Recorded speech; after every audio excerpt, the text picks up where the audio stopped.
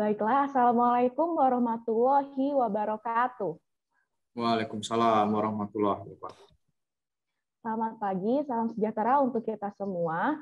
Pertama-tama kita panjatkan puji dan syukur kita kepada Allah Subhanahu wa taala karena atas hidayahnya kita dapat berkumpul pada siang hari ini.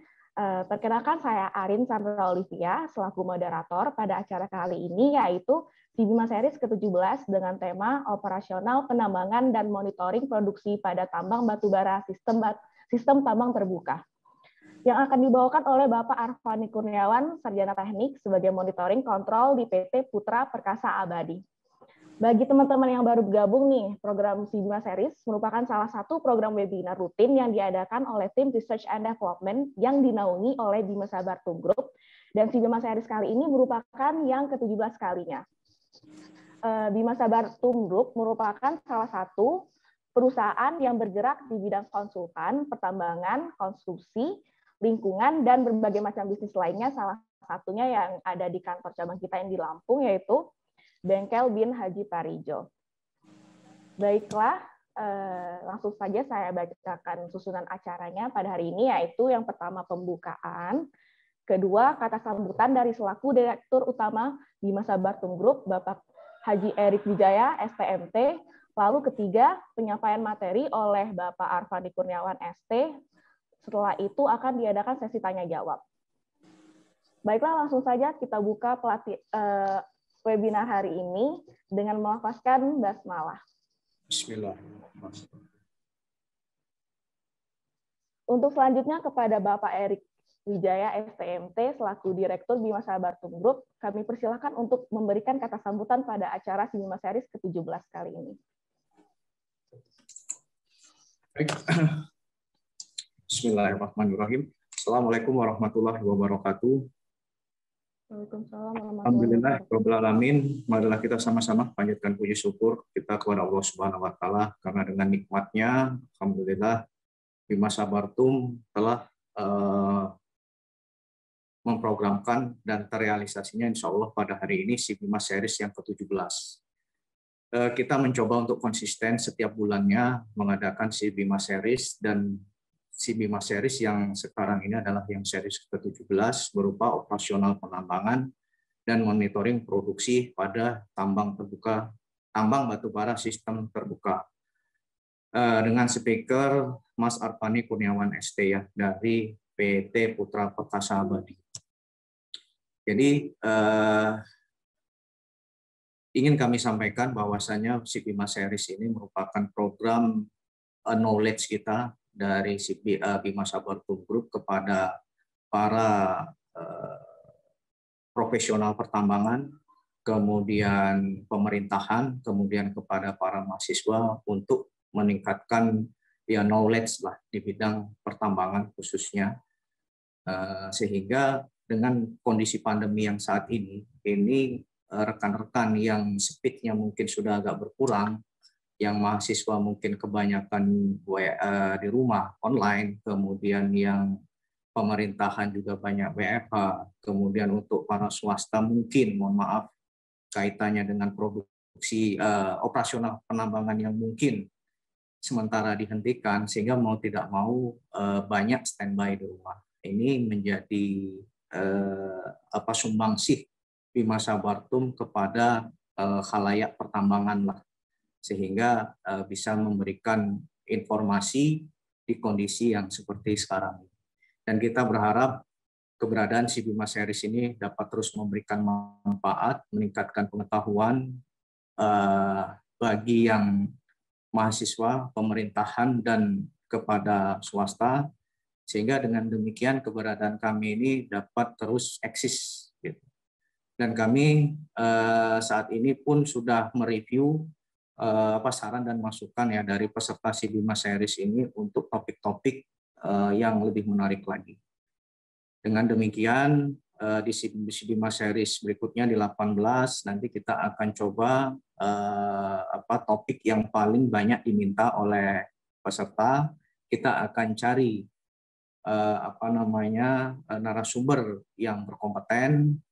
Dan khusus untuk Sibima Series yang ke-17 ini ada Mas Arfani Kurniawan. Ya, kita melihat bahwa Putra Perkasa Abadi ini newcomers lah, atau the rising star ya mungkin ya.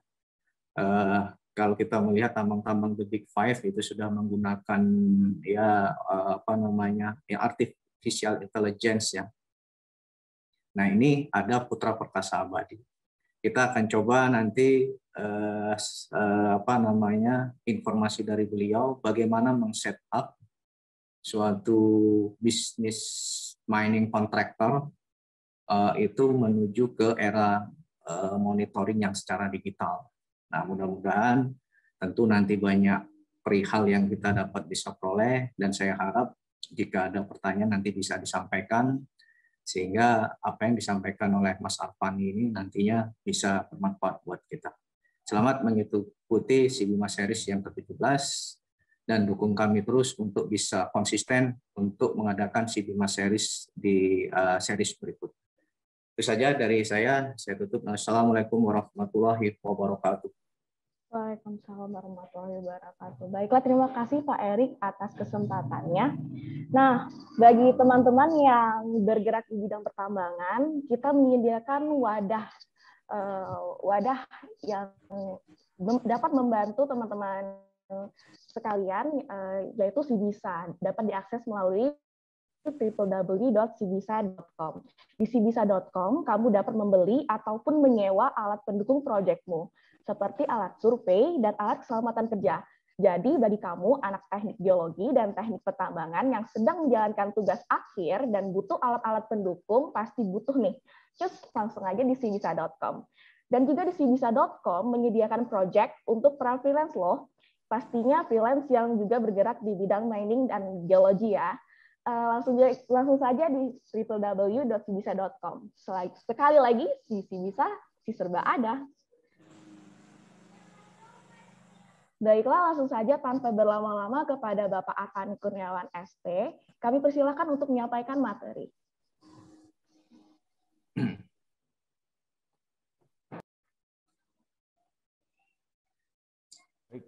Assalamualaikum warahmatullahi wabarakatuh.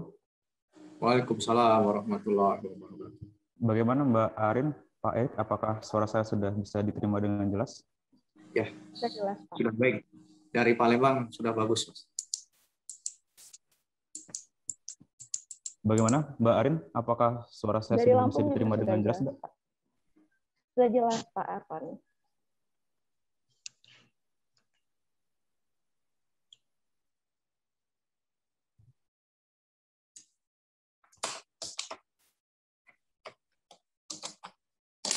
Oh, baik. Sudah jelas ya. Baik, terima kasih kepada Pak Erik dan keluarga besar dari pihak Bima Sabartum yang sudah menyediakan atau memfasilitasi adanya acara ini, webinar series ke-7, di mana memang betul apa yang dikatakan oleh Pak Erik bahwa adanya perlu suatu wadah untuk mempererat, apalagi di masa yang saat ini, yang dimana kita butuh untuk selalu sharing bersama, berbagi apa yang kita alami dan apa yang kita tahu kepada sesama praktisi pertambangan pada khususnya. Baik, terima kasih pula tidak lupa saya ucapkan kepada Bapak Ibu sekalian atau teman-teman yang sudah berkenan untuk mengikuti kegiatan pada kali ini. Semoga apa yang nanti saya sampaikan semuanya hanya sebatas sharing ya, sharing apa yang saya tahu, apa yang saya alami, dan saya harap juga itu bisa bermanfaat untuk teman-teman ataupun Bapak Ibu sekalian. Baik, sebelum memulai penyampaian materi dari saya, izinkan saya untuk memperkenalkan diri terlebih dahulu. Nama saya Arfani Kurniawan. Bapak Ibu semua bisa memanggil saya Arfan, Arfani, dan lain sebagainya. Kemudian saat ini saya bekerja di monitoring kontrol PT Putra Perkasa Abadi. Sebelumnya masih di perusahaan yang sama, saya juga pernah menjabat sebagai Group Leader Production di PT Putra Perkasa Abadi. Baik, selanjutnya bisa saya mulai untuk pemaparan materinya.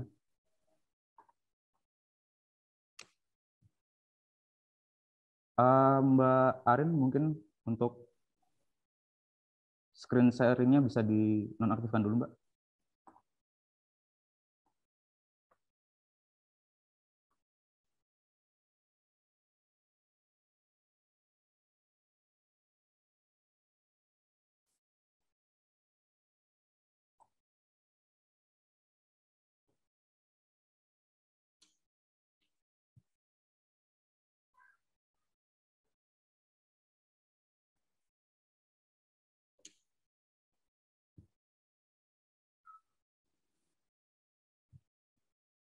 Mohon maaf, Pak Erik, apakah sudah tampak jelas di layar, Pak Erik?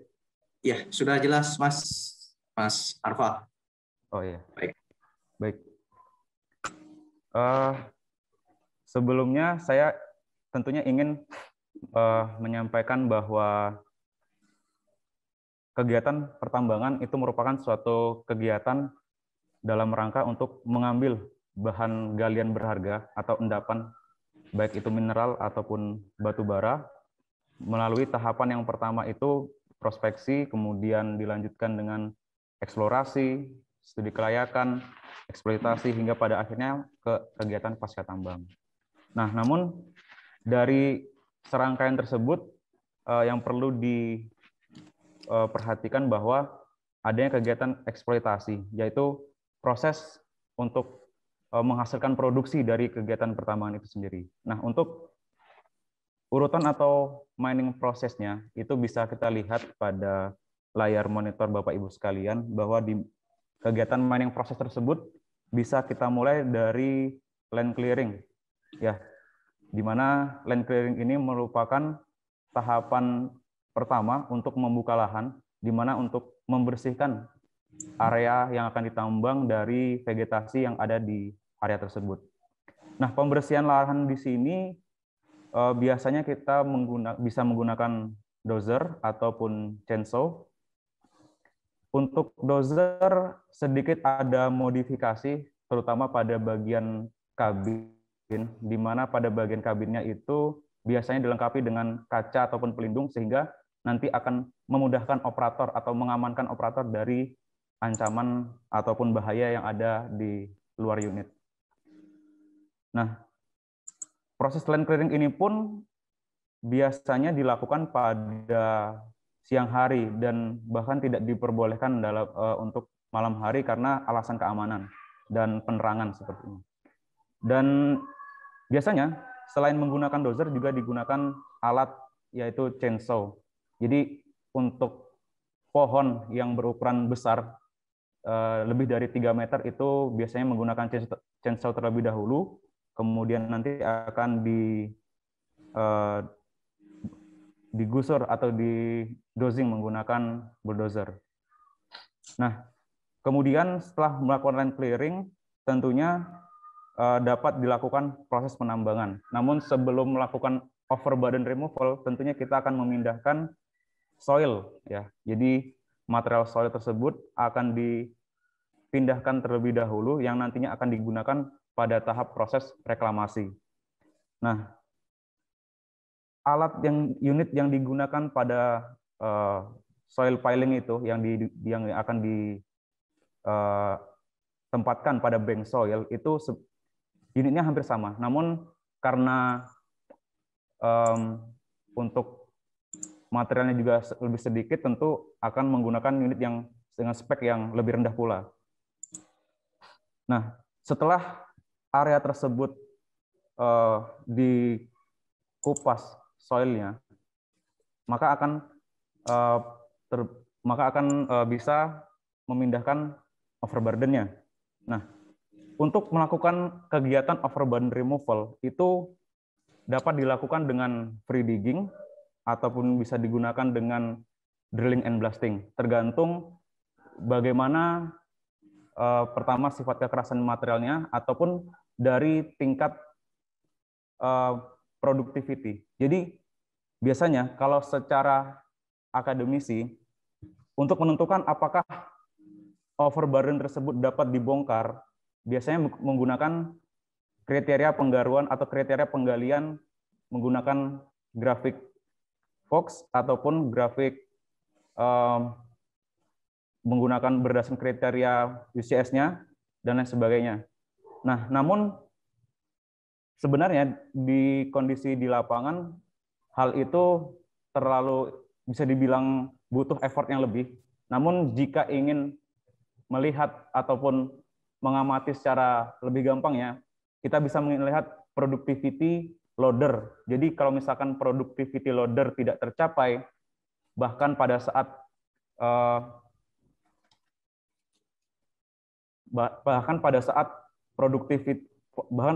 material tersebut masih bisa digali oleh loader, kita lihat, kita observasi apakah digging time-nya lebih dari yang ditargetkan, maka tentu akan dilakukan proses drilling and blasting.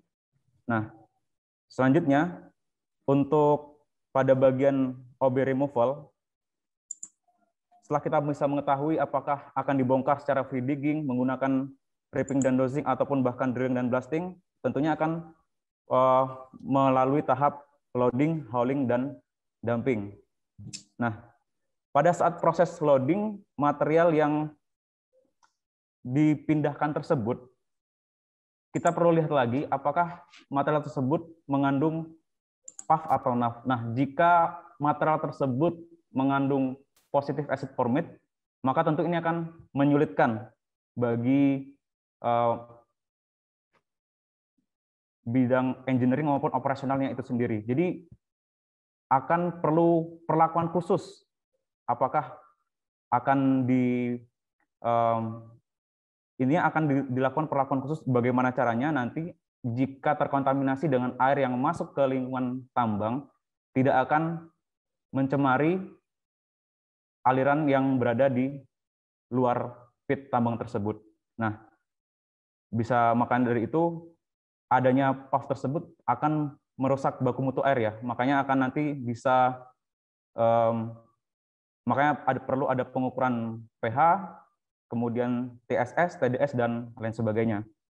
Nah, pada OB removal ini nanti akan saya paparkan lebih jauh lagi, namun untuk saat ini saya akan lanjut untuk di bagian cold gating terlebih dahulu.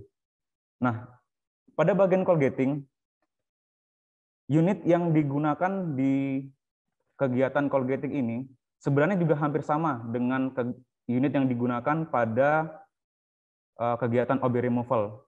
Hanya saja itu kembali lagi karena seperti yang kita tahu bahwa volume atau jumlah dari coal itu jauh lebih sedikit dibandingkan overburden yang ada di areanya, walaupun memang bergantung kepada stripping rasionya.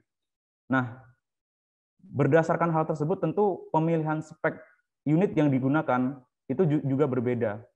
Nah, jadi relatif menggunakan spek yang lebih rendah dibandingkan pada saat pembongkaran overburden. Namun metode dan mekanismenya hampir sama pada saat melakukan overburden removal pada coal gating ini sendiri.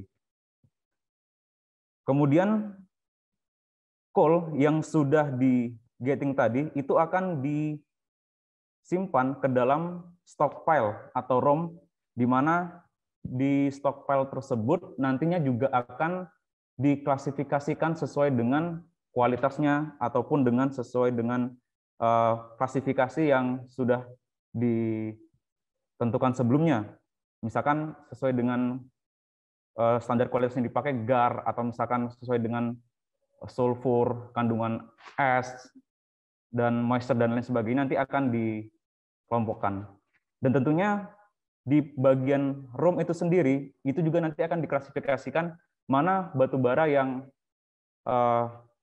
prime atau yang berkualitas bagus dan berkualitas yang non prima ya gitu ya. Ataupun juga nanti akan ada kualitas yang blendingan sesuai dengan pemesanan pihak customer. Jadi nanti tentunya pada saat untuk batu bara yang kondisinya non prime itu bisa disebabkan karena pada batu bara pada bagian roof dan floor itu memiliki potensi kontaminasi yang lebih tinggi dibandingkan dengan badan dari coal itu sendiri. Jadi makanya untuk penyimpanan di stockpile itu dipisahkan antara batu bara dengan kualitas prima dan yang non prima, ataupun nanti akan dibuatkan suatu batu bara dengan kualitas tertentu yang berupa blendingan, yang tentunya nanti akan melalui proses crushing, sizing, bahkan pencucian ya jika diperlukan. Nah, selanjutnya setelah disimpan ke dalam stockpile, tentu akan ditransportasikan ke port ya atau barging. Jadi nanti itu batu bara yang sudah dari stockpile tersebut ditransportasikan ke port, itu nanti bukan penjualannya bukan seperti menjual ikan di pasar ya. Jadi kita taruh barangnya batu bara, kemudian orang beramai-ramai membeli batu bara tersebut, tidak. Karena proses penjualan batu bara itu juga ada penjualannya. Jadi untuk jam sekian, dari jam sekian itu ada dari perusahaan X misalkan untuk pemesanan dengan kualitas batu bara sekian. Jadi nanti pada saat di port itu juga akan dilakukan sampling oleh pihak customer-nya. Jadi misalkan batu bara yang sudah sesuai dengan spek, maka oke, ini batu bara yang sudah sesuai dengan kontrak. Nah, namun nanti jika pada saat di proses di port tersebut terdapat batu bara yang tidak sesuai spek atau terdapat batu bara yang terkontaminasi, nah itu kembali kepada kontrak dari masing-masing perusahaan ya. Selanjutnya, setelah dilakukan proses sehingga sampai ke port tadi, nah soil yang kita flashback lagi, soil yang sudah disimpan atau didampingkan di bank soil itu nanti akan dilakukan proses reklamasi atau kita sebut dengan proses ya revegetasi lah, untuk mulai mengembalikan keadaan lahan seperti pada segi ala kala atau sesuai dengan peruntukan yang telah ditentukan. Jadi sebelum di spreading tentu sudah direkontouring terlebih dahulu, kemudian dilakukan revegetasi seperti itu. Nah, itu merupakan gambaran umum mengenai mining proses yang ada di industri pertambangan pada umumnya. Nah, namun proses yang seperti ini tujuannya tentu lebih kepada mencari sebuah keuntungan ya, karena ini adalah proses bisnis, tentunya yang menjadi goal-nya adalah keuntungan dari kegiatan itu sendiri. Nah, memang nanti pada saat berjalan kegiatan aktivitas, banyak parameter kontrol yang menjadi yang digunakan, seperti ton per hour, liter per hour. Namun tujuan utamanya adalah dolar per ton itu sendiri atau keuntungan. Jadi secara gampangnya, profit atau keuntungan itu merupakan revenue dikurangi cost. Jika berbicara dari segi kacamata owner, maka revenue itu akan sangat sulit dikontrol ya. Artinya karena revenue itu sendiri itu kan berasal dari penjualan. Penjualan berasal didapat dari harga pasar. Perusahaan batubara tidak memiliki kontrol atas harga pasar. Jadi karena harga pasar itu kan berdasarkan HBA ya. Kalau di Indonesia HBA, atau kalau di luar negeri berdasarkan Newcastle Index Pricing. Dan jadi intinya perusahaan batubara, khususnya ini owner batubara, yang bisa dikontrol untuk menghasilkan profit sebanyak mungkin adalah cost-nya. Jadi cost yang harus dikontrol agar bisa menghasilkan profit sebanyak-banyak mungkin. Nah, berikut merupakan bagan ataupun distribusi cost yang terdapat pada industri pertambangan. Bisa kita lihat bahwa dari total ini saya ambil referensinya secara umum, bahwa ini berdasarkan ABC ya, Activity Based Cost. Jadi setiap aktivitas yang terdapat dalam pertambangan itu memiliki cost-nya tersendiri. Nah, dari semua kegiatan ataupun aktivitas yang ada di pertambangan, 75% itu terdapat cost yang paling besar ada di bagian loading dan hauling.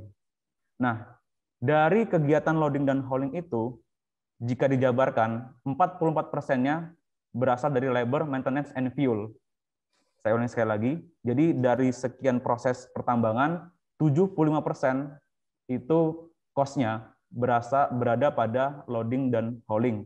Dan dari proses loading dan hauling, 44% itu terdiri dari labor, maintenance, dan fuel. Artinya apa? Dari keseluruhan proses itu, ini lebih kepada intinya bagaimana untuk mengontrol cost, berarti kita juga harus bisa memilih dan menggunakan alat sebaik dan seoptimal mungkin.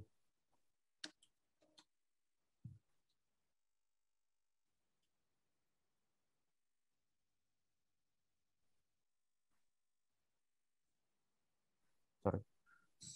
Nah,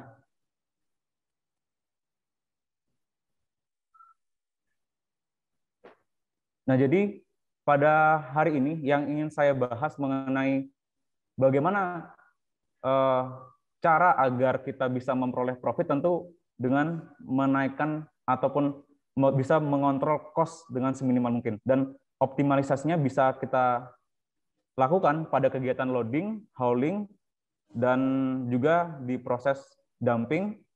Nah, ini merupakan bagian atau konten yang akan saya sampaikan pada kesempatan kali ini. Yang pertama tentu sebelum mulai proses loading, kita harus mengetahui dulu metode apa yang akan kita gunakan pada proses penambangan itu sendiri.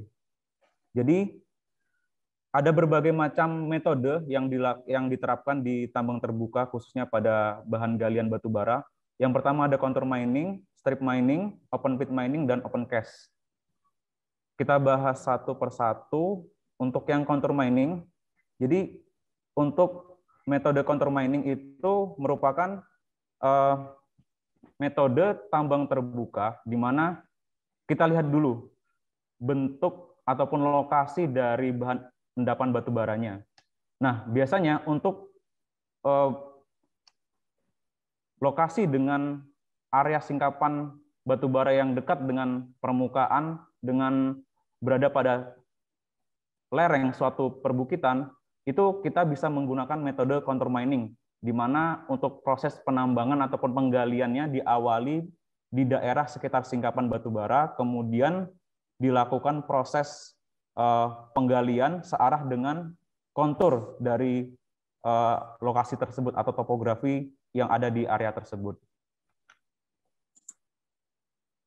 Selanjutnya, untuk material waste-nya ataupun overburden-nya itu dapat didampingkan di bagian lereng yang memiliki elevasi lebih rendah dibandingkan area yang terdapat singkapannya tadi.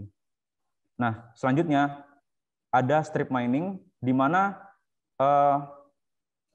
metode penambangan strip mining ini dapat dilakukan pada bentuk endapan batu bara yang berlapis, kemudian dip-nya tidak terlalu curam, relatif datar. Kemudian untuk dilakukannya penambangan dengan proses berlapis ya. Jadi lapisan paling atas di loading terlebih dahulu, lanjut dengan di bagian bawahnya sesuai dengan stripping rasio yang sudah ditentukan sebelumnya.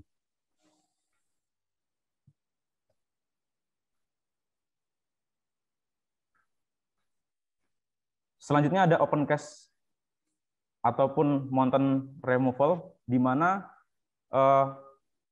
endapan atau bahan galian batu baranya ini berada di sekeliling perbukitan. Jadi tentunya akan melakukan proses penambangan dari mulai puncak paling atas ya, kemudian hingga pada nanti di bagian paling bawah, dan ini memungkinkan untuk memindahkan hampir seluruh overburden yang ada di perbukitan tersebut, karena endapannya itu tersebar di sekeliling perbukitan tersebut. Jadi prosesnya nanti akan dari mulai perbukitan hingga terbentuklah suatu elevasi yang lebih rendah dan hampir mendatar gitu ya. Jadi tergantung juga letak dari endapan si bahan galian itu sendiri. Selanjutnya ada open pit. Nah, open pit ini digunakan jika bahan galian batu baranya itu memiliki ketebalan yang tebal ya dibandingkan dengan pada umumnya, ataupun memiliki dip yang lebih curam. Jadi kita butuh proses penambangan dengan tetap mempertimbangkan stripping rasio, di mana nanti batas akhir penambangannya ditentukan oleh stripping rasio yang sudah ditentukan sebelumnya. Jadi intinya jika batu bara tersebut memiliki dip yang curam, maka bisa menggunakan open pit mining. Selanjutnya, untuk konsep penambangannya kurang lebih seperti ini. Jika yang pertama, jika endapan bahan galian tersebut relatif miring tegak, maka arah expose-nya itu akan dilakukan dari high wall menuju low wall. Sedangkan untuk cadangan batu bara yang berbentuk relatif datar miring, itu bisa dilakukan arah expose-nya, expose batu baranya itu dari arah low wall ke high wall, seperti yang ada pada gambar yang tertera pada layar monitor saudara-saudara sekalian. Nah, kemudian konsep yang lain, arah penambangan batu bara itu juga harus berlawanan dengan arah aliran air. Jadi jangan sampai arah penambangan kita itu justru menjadi arah aliran air. Jadi air tidak akan menggenangi area yang akan kita tambang. Maka dari itu harus dibuat berlawanan dengan arah aliran airnya. Kemudian untuk menentukan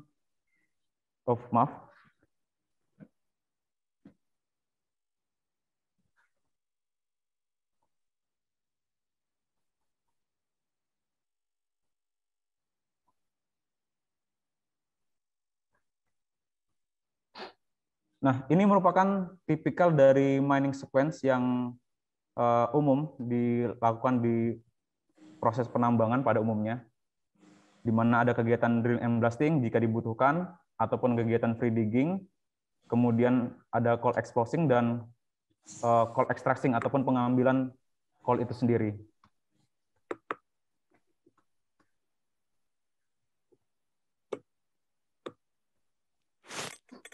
Nah, berbicara mengenai profit, sudah saya singgung sebelumnya, bahwa profit itu merupakan revenue dikurangi dengan cost-nya.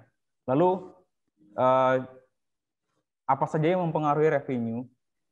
Ini revenue dari segi kacamata perusahaan kontraktor ya. Jadi revenue ke kontraktor itu ditentukan berdasarkan produksi ataupun productivity dari kegiatan penambangannya. Karena kontraktor, jika dari kacamata kontraktor akan mendapatkan bayaran itu dari berapa banyak objek removal yang mampu dipindahkan oleh kegiatan penambangan itu sendiri. Nah, ini merupakan skema dari bagaimana melihat revenue dari kacamata segi kontraktor ya. Jadi ada productivity dan ada jam kerjanya. Productivity ini tentu setiap alat berbeda-beda, namun yang paling menentukan productivity itu merupakan kapasitas dari masing-masing unit, kemudian ada cycle time dari proses kerja unit itu sendiri. Kemudian jam kerja juga mempengaruhi bagian produksi dari ataupun productivity dari unit itu tersebut. Jadi untuk jam kerja itu secara umum dibagi menjadi 3, yaitu ada working hour, ada standby, ada breakdown. Nah, untuk penjabaran lebih lanjutnya nanti akan saya jelaskan lebih lanjut. Dan sekarang saya ingin menjabarkan secara singkat mengenai bagaimana konsep dasar perhitungan operasi produksi. Nah, untuk konsep dasar perhitungan operasi produksi, jadi produksi itu merupakan jumlah alat. Jika kita berbicara satu unit alat, maka nilai N-nya bisa dihilangkan ya. Jadi jam kerja dikalikan dengan productivity, dikali dengan PA, dengan dikali UA. Nah, ini merupakan rumus umum yang digunakan untuk menghitung produksi unit ya, produksi untuk satu unit.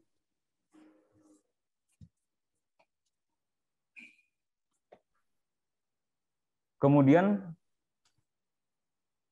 yang tidak kalah pentingnya, yang bisa digunakan untuk memonitoring bagaimana proses penambangan tersebut berjalan sesuai dengan yang direncanakan, itu kita bisa lihat dari match faktornya. Jadi match faktor ini merupakan nilai yang menunjukkan keserasian ya antara loader dan hauler. Namun sebenarnya untuk mencapai match faktor yang bernilai 1 itu sangat sulit ya. Jadi perlu suatu perencanaan terlebih dahulu berapa kebutuhan hauler untuk masing-masing loader dengan kapasitas yang berbeda-beda itu juga akan berbeda pula. Belum lagi dipengaruhi oleh jarak antara loading dengan tempat dumping yang nantinya juga akan mempengaruhi jumlah hauler yang dibutuhkan dalam menentukan MF agar tercipta keseimbangan antara loader dan hauler itu sendiri. Nah, untuk efisiensi waktu kerja, jadi dalam menentukan productivity, misalkan kita ambil productivity dari loadernya. Jadi productivity loader itu secara teoritisnya itu kapasitas dari bucketnya dibagi dengan jam kerjanya. Nah, namun ada beberapa faktor-faktor yang perlu diperhatikan, yang perlu dimasukkan agar dapat mengetahui berapa produktiviti secara akurat. Salah satunya adalah faktor efisiensi kerja. Jadi kita harus bisa memisahkan mana yang primary work, mana yang secondary work. Jika waktu yang dibutuhkan untuk melakukan kegiatan cycle time, mulai dari digging, kemudian swing load, dumping, empty swing, nah itu kan merupakan cycle time dari loader. Nah, itu merupakan primary work-nya. Jadi bagaimana caranya agar supaya secondary work atau hal-hal lain atau kegiatan lain yang di luar dari primary work ini dapat ditekan serendah-rendahnya, sehingga nanti akan menciptakan efisiensi kerja yang semakin tinggi. Namun dalam kenyataannya, untuk menciptakan atau mencapai efisiensi kerja 100% itu sangat sulit dan bahkan hampir mustahil ya. Karena tentu kita butuh membersihkan front, meratakan dudukan, ataupun bahkan spotting time dari HD misalkan, ataupun putaran HD. Nah, jika berbicara productivity loader, maka selain dari loader, dikesampingkan terlebih dahulu, yaitu tadi membersihkan front, meratakan dudukan, mengumpulkan material, dan sebagainya. Lanjut kemudian, ini komponen cycle time dari loader dan hauler. Untuk yang loader sudah saya singgung di slide sebelumnya. Sedangkan untuk hauler itu komponen cycle time-nya. Yang pertama ada spotting time, loading time, travel load, spotting time disposal, dumping, travel empty, waiting, dan kembali lagi ke sebelumnya. Nah, tentu untuk cycle time dari HD ini merupakan penjumlahan dari lamanya waktu hauler melakukan kegiatan tersebut. Nah, biasanya yang dapat diimprove untuk bisa menekan cycle time dari hauler itu spotting di disposal, kemudian ataupun spotting di area loading yang bisa diimprove lebih jauh lagi. Kemudian ada IST ya, jadi ada empty, jadi ada waktu yang terdapat pada cycle time HD di mana itu tidak menghasilkan produksi. Nah, itu yang perlu ditekan. Bisa jadi memang kita berbicara tentang habit ya. Jadi IST itu lebih kepada habit operatornya. Jadi mungkin ada operator yang mencuri-curi waktu, jadi perlu dilakukan pengawasan yang lebih untuk bisa menekan IST tersebut. Karena IST ini justru akan menambah cycle time dari hauler itu sendiri. Nah, ini merupakan cycle time dari loader atau excavator, di mana yang pertama tadi ada digging, swing, kemudian unloading, kemudian ada kembali lagi ke swing empty, dan untuk cycle time-nya juga penjumlahan dari lama waktu yang dilakukan pada kegiatan cycle time-nya itu sendiri di bagian X-nya.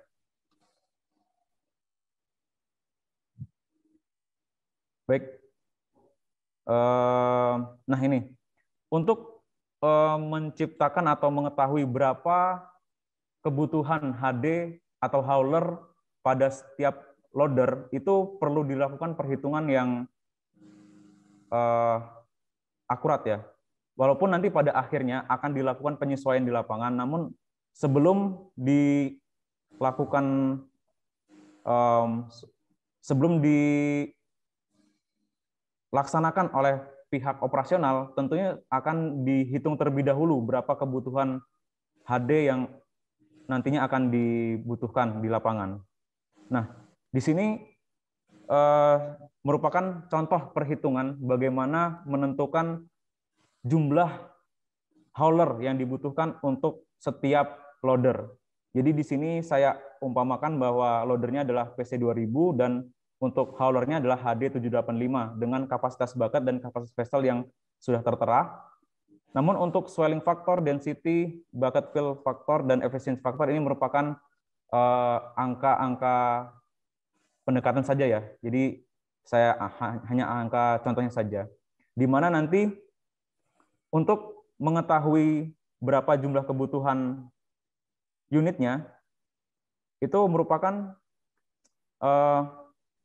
productivity dari loader itu dibagi dengan productivity dari HD, di mana productivity HD itu bisa berubah-ubah sesuai dengan distance-nya. Jadi untuk distance tertentu dengan spek HD yang sama bisa menghasilkan kebutuhan unit yang berbeda-beda pula. Nah, ini merupakan rangkuman dari perhitungan tadi, di mana untuk setiap jarak bisa menghasilkan kebutuhan unit yang berbeda-beda. Jadi semakin jauh distance-nya, maka akan semakin banyak pula hauler yang dibutuhkan. Nah, skema cost-nya jika spotting time atau waktu edarnya semakin lama, tentu akan membutuhkan fuel yang lebih banyak pula. Jadi tentunya akan membutuhkan cost yang lebih banyak. Maka dari itu jika ingin menekan cost, maka kita juga harus bisa menekan cycle time yang ada ataupun yang dibutuhkan oleh unit pada saat kegiatan operasionalnya. Jadi jika nanti terdapat antrian di area front loading, itu bisa jadi memang adanya suatu ini ya, cycle time loader yang bermasalah atau cycle time loadernya yang lama. Jadi bisa diimprove di bagian cycle time loader atau bisa mengurangi hauler yang digunakan pada saat kegiatan operasional. Namun sebelum memutuskan mengurangi atau menambah jumlah hauler, kita perlu observasi terlebih dahulu setidaknya 1 jam untuk mengetahui apa masalah yang ada di lapangan tersebut. Bisa dari kondisi jalan, bisa jadi masalahnya ada di disposal dan lain sebagainya. Jadi perlu kegiatan observasi sebelum melakukan pengurangan atau penambahan hauler di waktu tersebut. Nah, ini seperti yang sudah saya sebutkan tadi bahwa untuk waktu tunggu HD itu bisa diimprove ya. Jadi pada saat sudah HD yang pertama sudah dilakukan proses loading, HD yang kedua itu langsung memposisikan parkir mundur ya. Jadi nanti setelah nanti HD yang pertama ini sudah termuati dan siap untuk travel ke disposal, maka untuk HD yang keduanya itu sudah langsung melakukan mundur untuk siap diisi. Jadi untuk penyesuaian lagi, untuk penyesuaian spotting lagi itu sudah bisa diminimalisir. Nah, itu perlunya ada pengawasan di lapangan bagaimana bisa menekan cycle time, baik itu cycle time dari loader maupun hauler seminimal mungkin. Nah, ini merupakan working space geometri ya, yang ideal untuk kegiatan di front loading, di mana biasanya untuk yang PC 2000 itu tinggi jenjangnya 4 sampai 4,5 meter. Nah, kenapa kita perlu tinggi jenjang yang optimum? Karena kalau misalkan jenjangnya terlalu rendah, itu akan hidrolik yang ada di bagian EXA itu justru membutuhkan effort yang lebih. Nah, itu juga tidak akan, nah itu justru akan berpengaruh pada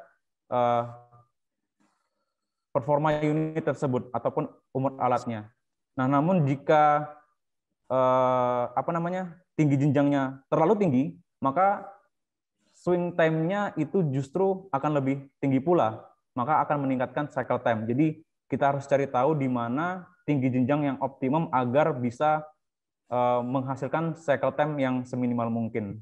Cycle time dari loader pada khususnya.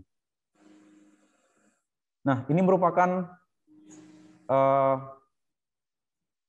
rule of thumb ya dari bandwidth ataupun front width, di mana untuk bandwidth-nya itu sendiri itu merupakan 2 kali radius EXA. Sedangkan untuk lebar front yang di area HD itu merupakan 2 kali radius turning dari loader ataupun dari hauler itu sendiri. Jadi harus diperhatikan working space geometri antara loader dan haulernya. Kemudian, nah ini merupakan working space-nya tadi, di mana juga menyesuaikan spek dari alat yang digunakan. Jika tadi menggunakan PC 2000 dan HD-nya 785, itu juga dicari tahu berapa radius swing-nya, berapa radius turning dari HD. Nah, itu nanti akan dipakai untuk mengetahui berapa working space ideal untuk dilakukan proses penambangannya. Tapi gue soal balanya ngulang pencak namanya. Selanjutnya, selain ada working space geometri, tentu kita juga harus bisa mengetahui berapa pilot ya, distribusi pilot yang yang dapat dimuati oleh HD tersebut. Oke, setiap HD memang memiliki kapasitas vesselnya masing-masing. Misalkan ini ada HD 465 ya, saya ambil contoh. Jadi jadi pilot itu merupakan jumlah atau muatan dari material yang mampu dipindahkan oleh HD tersebut sesuai dengan kapasitas vessel tentunya.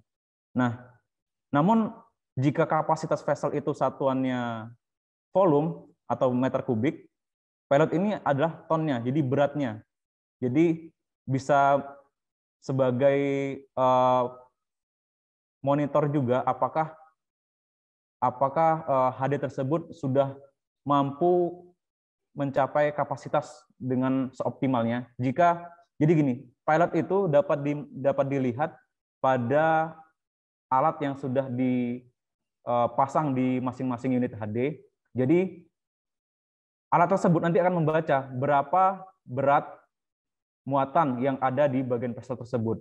Misalkan untuk HD 785 itu pilotnya yang disarankan 100 sampai 110 ton. Nah, jika nanti saat dimuati ternyata pilotnya kurang dari 100, nah berarti HD tersebut belum vesselnya belum terisi dengan sempurna seperti itu. Jadi akan memudahkan para pengawas untuk memonitoring mencapai kapasitas vessel yang optimum. Nah, bayangkan jika HD tersebut cycle time-nya bagus, tetapi yang di bawah, material yang di bawah itu kurang. Artinya nanti pada saat dilakukan perhitungan joint survey, volume antara truck count dan joint survey itu bisa berbeda. Nah, ini jika dilihat dari kacamata perusahaan kontraktor, tentu ini akan merugikan dari kontraktor itu sendiri. Jadi pilot ini bisa digunakan sebagai untuk memonitor apakah vessel tersebut sudah terisi dengan sempurna atau belum.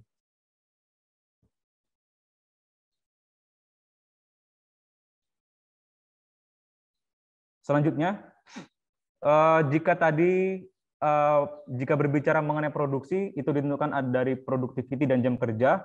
Nah, di sini saya akan membahas performance unit berdasarkan jam kerjanya. Jadi, antara productivity dan jam kerja ini saling berkaitan dan nantinya akan menghasilkan produksi yang seoptimal mungkin. Nah, jadi jam ataupun waktu operasional itu terdiri dari 3 ya. Ada yang pertama working hours, standby, dan breakdown. Untuk standby itu terbagi menjadi 2, delay dan idle ya. Sedangkan untuk yang breakdown time itu ada waktu yang schedule breakdown, unscheduled breakdown, dan accident. Kita bahas satu persatu terlebih dahulu. Untuk working hour itu merupakan jam kerja unit ya, itu bisa dimonitor dari HM meter yang ada di dalam kabin masing-masing unit. Jadi misalkan nanti jam kerjanya sekian, misalkan 1000, kemudian jam kerja di akhir shiftnya 1010, berarti unit tersebut sudah melakukan jam kerja sebesar atau selama 10 jam.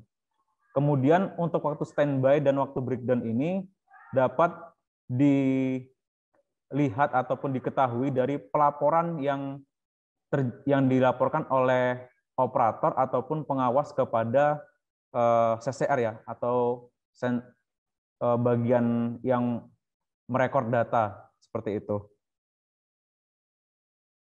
Lalu apa sih yang disebut dengan idle dan delay itu? Jadi standby, waktu standby time itu secara umum terbagi menjadi 2, idle dan delay. Untuk idle itu merupakan waktu yang tidak bisa dikontrol. Jadi untuk menekan waktu idle ini itu akan sangat sulit ya, karena itu biasanya dari dari proses ataupun lingkungan ataupun alam ya, seperti hujan, kabut, dan bencana dan lain sebagainya, karena memang tidak bisa dikontrol sama sekali. Dan untuk delay itu masih bisa dikontrol, seperti misalkan slippery, kemudian P2H, isi fuel, dan lain sebagainya.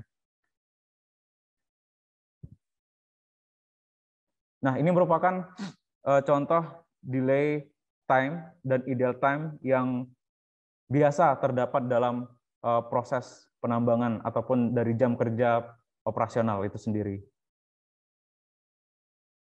Nah, dari 3 jenis jam operasional tadi, itu biasanya didapatkan 3 parameter atau bahkan yang sering digunakan 2 parameter utama, yaitu PA dan UA. Apa itu PA, UA, dan MA? Untuk PA itu merupakan tingkat kesediaan atau tingkat kesiapan dari unit tersebut digunakan. Jadi PA ini sebenarnya menjadi tanggung jawab dari Departemen Plan ya. Jadi setiap unit itu memiliki jam kerja minimumnya masing-masing. Nah, jadi jika jam minimumnya tidak tercapai, maka PA-nya akan tidak tercapai pula. Begitu juga sebaliknya. Jadi untuk PA ini lebih kepada waktu breakdown ya. Jadi jika waktu breakdown-nya semakin kecil, maka PA-nya juga akan semakin besar. Nah, jadi yang mempengaruhi PA itu adalah jam breakdown-nya tadi. Tentunya PA ini digunakan untuk sebagai indikasi dari performance unit dalam segi dari segi ini ya, ketersediaannya, berapa lama unit tersebut dapat digunakan dalam kegiatan operasional. Kemudian ada MA, yaitu angka yang menunjukkan performance maintenance terhadap mechanical utilization, di mana untuk PA ini, MA ini sendiri itu sebenarnya jarang digunakan dalam kegiatan operasional, karena ini merupakan angka yang ataupun parameter yang digunakan oleh Departemen Plan ya pada khususnya. Selanjutnya itu ada UA, di mana angka yang menunjukkan tingkat penggunaan alat terhadap availability alat. Jadi UA ini merupakan seberapa lama atau seberapa sering alat tersebut digunakan. Jadi semakin kecil waktu standby dari alat tersebut, maka UA-nya akan semakin tinggi. Jadi tentu kita tahu bahwa yang digunakan atau parameter yang digunakan untuk menentukan produksi itu diantaranya ada PA dan UA. Maka dari itu kita perlu memonitoring nilai PA dan UA masing-masing unit. Nah, itu tadi merupakan beberapa hal yang terkait dengan front loading ya pada umumnya. Dan saat ini kita masuk kepada main road. Jadi untuk melakukan ataupun merencanakan jalan tambang, itu kita harus tahu dulu unit apa yang akan kita gunakan, hauler apa yang akan kita gunakan. Jadi untuk menentukan jenis hauler yang digunakan, itu bisa dari grafik yang sudah ada di sini. Jika jarak antara front dan disposalnya itu kurang dari 100 meter, maka itu kita bisa menggunakan bulldozer ya. Artinya untuk proses kegiatan loading dan hauling, dumping itu bisa digunakan pada satu alat, yaitu dozer saja, yaitu biasa digunakan dalam proses metode penambangan direct dozing ya. Jadi loadernya ya dozer, kemudian haulernya dozer, karena jaraknya tidak terlalu jauh, yaitu kurang dari 100 meter kalau pada grafik ini. Nah, pada umumnya jarak angkut antara front dan disposal itu di atas 2 kilo. Jadi maka dari itu biasanya yang digunakan adalah truk ataupun HD ya yang digunakan dalam kegiatan penambangan. Nah, untuk mendesain jalan tambangnya itu kita harus tahu dulu berapa jalur yang digunakan dalam jalan tambang tersebut. Umumnya itu menggunakan 2 jalur ya yang digunakan dalam tambang tersebut. Jadi secara rule of thumb-nya, jadi untuk menentukan lebar minimum dari jalan tersebut adalah 3 kali dari lebar unit yang melintas di jalan tersebut. Kemudian setelah mengetahui lebar jalan, tentu itu tadi merupakan lebar jalan dalam kondisi yang jalan lurus. Namun untuk jalan yang di tikungan tentu perlu penyesuaian lagi karena adanya gaya sentrifugal ya yang menyebabkan unit tersebut membutuhkan area yang lebih luas lagi dalam melakukan belokan di tikungan. Nah, jadi keuntungannya saat kita bisa sedikit melebarkan ruas jalan yang ada di tikungan, maka speed-nya dari HD ataupun hauler tersebut tidak menurun, kemudian productivity-nya bisa tetap terjaga, dan tentunya yang paling penting adalah hauler tersebut dapat melaju dengan aman tanpa perlu khawatir akan adanya penyempitan area ataupun bahkan ataupun bahkan radius yang kurang dari tikungan tersebut gitu. Nah, selanjutnya parameter lain yang digunakan untuk mendesain jalan adalah road grade ya, atau kemiringan. Jadi biasanya yang dipakai di jalan tambang itu grade maksimumnya 8%. Jadi maksud dari 8% itu adalah, misalkan kita ambil contoh, sepanjang horizontal distance 100 meter itu terdapat perbedaan elevasi sebesar 8 meter. Nah, itu yang dinamakan grade 8%. Pengaruhnya di mana? Pengaruhnya itu bisa pada tire life, kemudian consumption fuel-nya. Jadi kalau misalkan melebihi grade yang ditentukan, konsumsi fuel akibat kebutuhan rimpulnya tadi itu juga akan semakin tinggi, maka akan meningkatkan khususnya cost pada hauling. Kemudian umur ban juga akan berpengaruh. Kemudian productivity jelas, jika grade-nya tidak sesuai dan kecepatannya menurun, itu juga akan meningkatkan cycle time dari hauler tersebut. Nah, yang selanjutnya ada rolling resistance. Jadi rolling resistance ini merupakan tahanan yang dialami unit khususnya pada permukaan ban akibat dari kondisi permukaan jalan yang dengan ban gitu ya. Jadi untuk rolling resistance yang dianjurkan untuk jalan tambang itu sekitar 2-3% ya. Ataupun jika jalannya tersebut masih di area front, itu masih bisa toleransi sebesar 5-7%.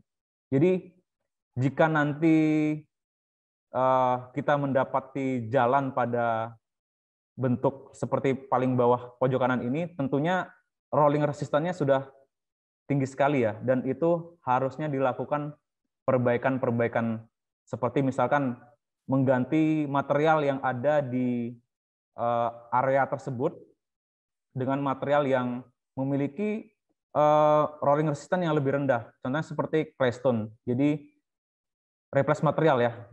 Jadi sebenarnya untuk mengetahui ini tidak perlu mengetahui nilai rolling resistance-nya, karena dari visualnya pun sudah sangat terlihat ini, bahwa bahkan harus segera dilakukan perbaikan untuk yang pojok kanan bawah ini, agar nanti tentu tidak akan menghambat travel time dari unit haulernya itu sendiri.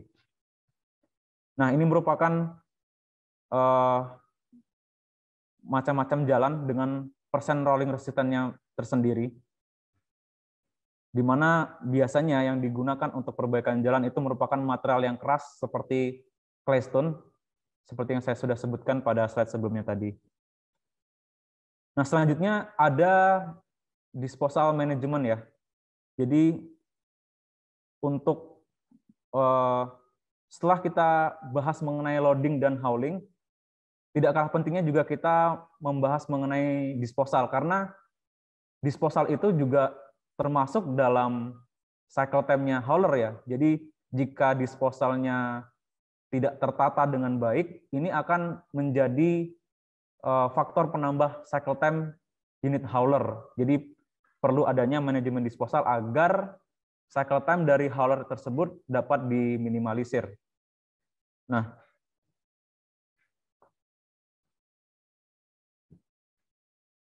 bagaimana membentuk suatu disposal yang baik dan benar? Tentunya sebenarnya tahapan pertama itu adalah membentuk counterweight terlebih dahulu. Jadi counterweight itu merupakan kaki disposal ya, kaki disposal dengan material yang terdiri dari material claystone yang tadi saya bilang, bahwa ataupun material lain yang memiliki tingkat kuat tekan ataupun kuat geser yang mumpuni, sehingga nantinya akan mampu menyokong beban yang ada di atasnya. Karena disposal itu kan merupakan tumpukan dari waste ya, atau tumpukan dari overburden. Maka dari itu kaki-kaki disposalnya itu harus mampu menahan beban yang ada pada bagian atasnya. Nah, jadi pada saat membentuk disposal, kita prioritaskan untuk membentuk counterweight terlebih dahulu. Nah, jadi kita ibaratkan disposalnya sudah jadi beberapa tingkat. Nah, untuk melakukan proses dumping di disposal tentu dibutuhkan safety berm ya. Jadi ini merupakan suatu tanggulan dalam tanda kutip yang digunakan untuk menahan ban ataupun roda dari hauler agar tidak dumping terlalu mundur ke bibir disposal ya. Jadi untuk sebagai dengan alasan safety sebenarnya.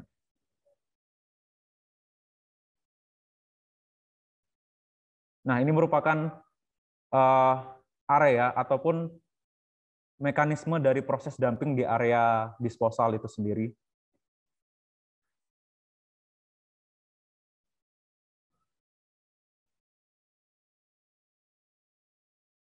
Nah, jadi memang untuk membentuk disposalnya itu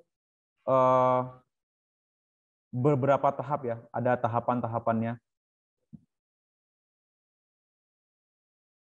Tidak jauh berbeda dengan perawatan jalan. Jadi nanti jika di area manuver haulernya itu yang berada di bibir disposal itu sudah mulai rusak, tentu itu akan menambah rolling resistannya yang ada di ban HD. Maka dari itu jika mulai terdapat area yang sudah mulai rusak, nah perlu dilakukan proses replace bukan replace material ya.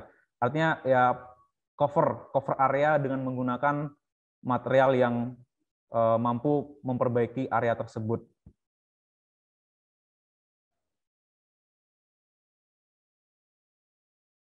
Nah, ini tadi yang saya maksud area counterweight-nya, di mana area ini merupakan harusnya terdiri dari material yang cukup kuat sehingga mampu menahan beban di atasnya.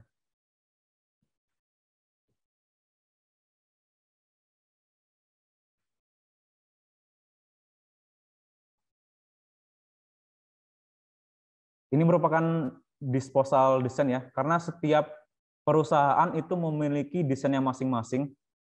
Ada yang tinggi disposal 5 meter, bahkan 7 meter, itu sesuai dengan proses pengujian yang dilakukan oleh teman-teman geotek. Jadi kita mendapatkan tinggi disposalnya itu berdasarkan rekomendasi dari teman-teman geotek ya. Lebar disposal, tinggi disposal, dan ini hanya desain disposal secara umumnya saja.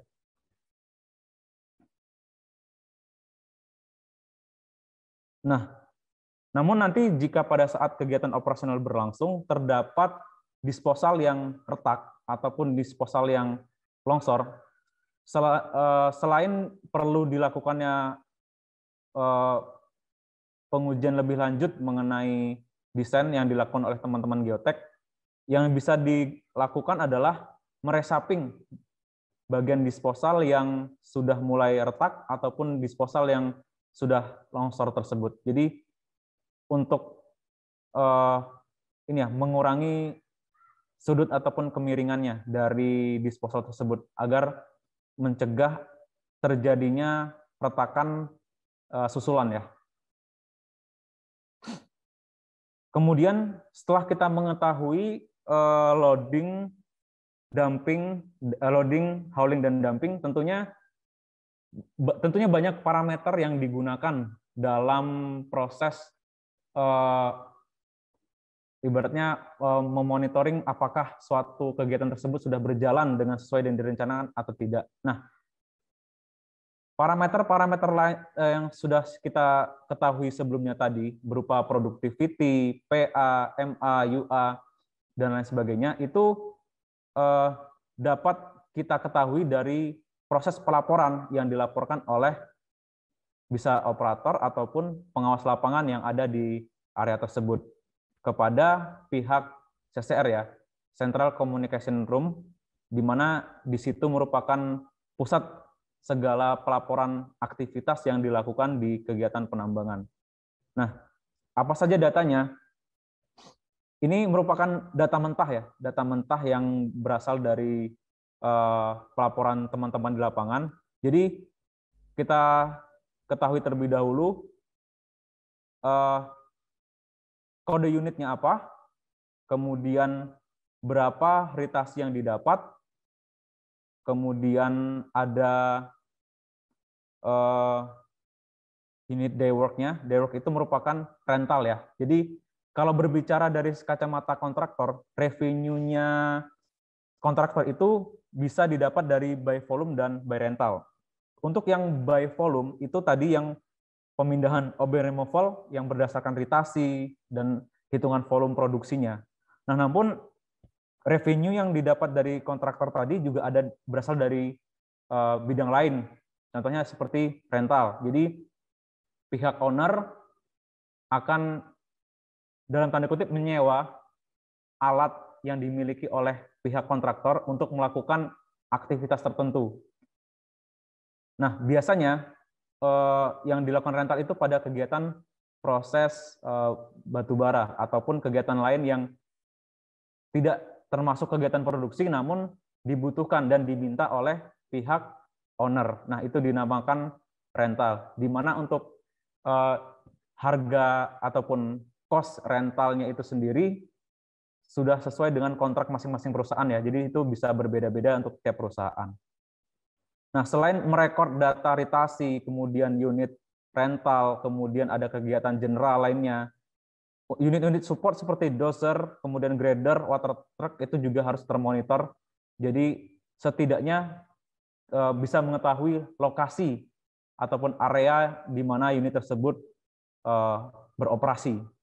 Kemudian untuk unit-unit yang standby itu juga harus termonitor karena untuk bisa mengetahui lamanya unit tersebut ini bisa digunakan ya untuk perhitungan UA pada untuk kesempatan lain gitu, seperti itu. Nah, data mentah tadi itu bisa kita pindahkan ya, bisa kita pindahkan ke suatu ya namanya hourly production report, di mana ini merupakan report Excel sederhana sebenarnya, namun dapat digunakan untuk menghitung berapa produksi entah itu OB ataupun call pada hari itu juga. Nah, yang perlu diketahui di sini adalah pertama kita harus menginput jenis materialnya, karena material overburden itu berbeda-beda ya. Ada clay, ada sand, ada mud, di mana masing-masing jenis material itu memiliki harga yang berbeda-beda. Ini kita bicara dari segi kontraktor ya, karena kontraktor itu kan dibayar berdasarkan volume yang mampu dipindahkan ya dalam kegiatan object removal. Nah, jadi harga masing-masing jenis material itu berbeda. Maka dari itu perlu pengawasan di sini bagi jenis material yang sesuai dengan apa yang di lapangan dan apa yang dilaporkan itu harus sesuai. Kemudian ritasi ya yang tidak kalah pentingnya. Jadi untuk memonitor productivity, jadi secara akademisi atau akademik untuk menghitung productivity tentu kan kita perlu rumus kapasitas. Kalau dari segi kalau dari unit loader misalkan menghitung productivity loader, kapasitas bucket dibagi dengan jam kerjanya. Nah, namun alangkah repotnya jika menghitung productivity setiap jam dari loader tersebut. Maka karena sudah diketahui kapasitas vessel dari HD yang digunakan, kapasitas bucket loader yang digunakan juga sudah diketahui, maka dapat ditentukan berapa ritasi minimal yang dibutuhkan untuk atau menjadi target productivity itu berapa ritasi minimal yang dibutuhkan. Jika misalkan contoh untuk PC 2000 excavator dengan PC 2000 dan HD 785 itu target productivity-nya ini sebenarnya target productivity berbeda-beda ya setiap perusahaan. Itu tergantung kontraknya juga. Kita ambil contoh misalkan 800 BCM per jam dengan ritasi minimal 20 read per jamnya. Nah, itu dapat dimonitor di sini. Nah, nanti jika ritasinya kurang dari yang ditargetkan, maka akan dilakukan perbaikan areanya ya. Perbaikan areanya ataupun bisa dilakukan observasi terlebih dahulu di manakah letak problemnya? Kenapa ritasinya tidak tercapai? Bisa ditinjau dari front loadingnya, bisa dari jalannya yang bermasalah, ataupun di area disposalnya. Jadi dilihat dulu di bagian mana, di area mana permasalahan tersebut, sehingga ritasinya, target ritasinya tidak tercapai. Nah, setelah dilakukan perhitungan volume ritasi masing-masing jenis loader dengan jenis material yang berbeda itu, nanti akan diakumulasikan untuk jenis material mat misalkan. Itu berapa ritasinya dalam satu shift. Nah, itu tinggal dikalikan saja dengan kapasitas vessel haulernya, sehingga didapatlah volume produksi untuk masing-masing loader, ataupun jika di layar ini saya menampilkan produksi untuk masing-masing jenis materialnya ya. Nah, nantinya yang tidak kalah pentingnya direkod adalah distance-nya. Distance dari front ke disposal itu juga harus terekod dengan akurat, karena untuk perekodan distance ini sebenarnya untuk yang mau akurat itu dilakukan dengan pengukuran GPS. Namun alangkah repotnya jika kita harus mengukur menggunakan GPS untuk setiap memulai awal shift kegiatan, karena perhitungan jaraknya itu sendiri itu nanti akan dihitung berdasarkan GPS, namun tidak pada setiap jamnya ya. Jadi untuk yang per jamnya itu bisa dihitung berdasarkan jarak tempuh antara front dan disposal dengan cara melihat jarak yang ada di kabin HD ya. Jadi untuk awal-awal memang tidak masalah menggunakan distance yang ada di kabin HD. Namun nanti pada saat proses invoice atau penagihan pembayaran, distance yang dipakai adalah distance aktual, yaitu distance yang digunakan atau distance yang diukur dari pengukuran survei ya, dari teman-teman survei. Nah, untuk pengukuran distance-nya sendiri itu menggunakan sistem pembobotan. Artinya misalkan dari front loading A ke disposal A ataupun front loading B ke disposal B, jaraknya berbeda. Untuk yang front loading A disposal A itu kita taruhlah sekitar 1000 meter misalkan. Kemudian untuk yang front loading B itu 2 km atau 2000 meter. Nah, untuk mengetahui berapa distance-nya, itu kita tidak bisa serta-merta menambahkan distance kemudian membagi duanya, tidak bisa. Tidak bisa menggunakan effort distance dengan tambah kemudian dibagi dua, tidak bisa. Jadi bagaimana cara mengukur distance itu sama seperti pembobotan dengan volumenya. Ya, kalau teman-teman mahasiswa itu seperti menghitung IPK ya. Jadi untuk yang distance itu merupakan nilai bobot A, B, dan C-nya. A bernilai 4, B bernilai 3, dan seterusnya. Sedangkan untuk volume itu sama seperti SKS-nya. Nah, begitu. Gampangnya seperti itu. Jadi nanti akan didapatkan nilai distance berdasarkan penghitungan pembobotan. Atau kalau di rumus Excel-nya itu menggunakan sum product ya. Nah, ini merupakan nilai ataupun PA ataupun UA yang telah dimonitoring. Jadi gunanya untuk untuk apa kita memonitoring UA? Jadi seperti ini. UA itu kita tentunya punya standby charge ya. Setiap perusahaan, setiap kontraknya itu berbeda-beda. Jadi punya nilai standby charge-nya masing-masing.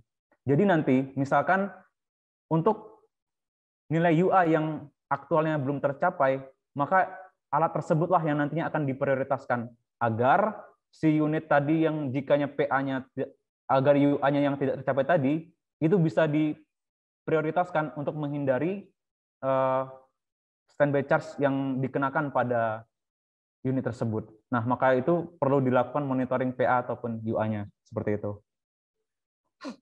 Baik,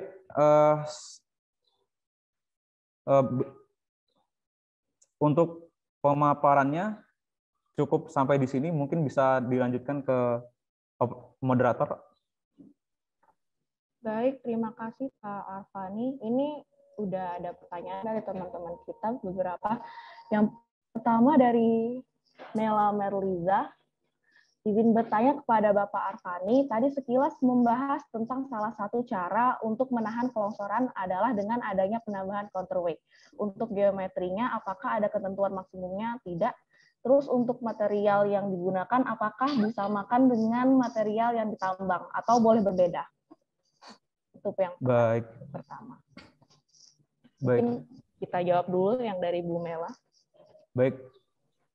Terima kasih Bu Mela yang sudah bertanya. Jadi untuk counterweight tadi ya.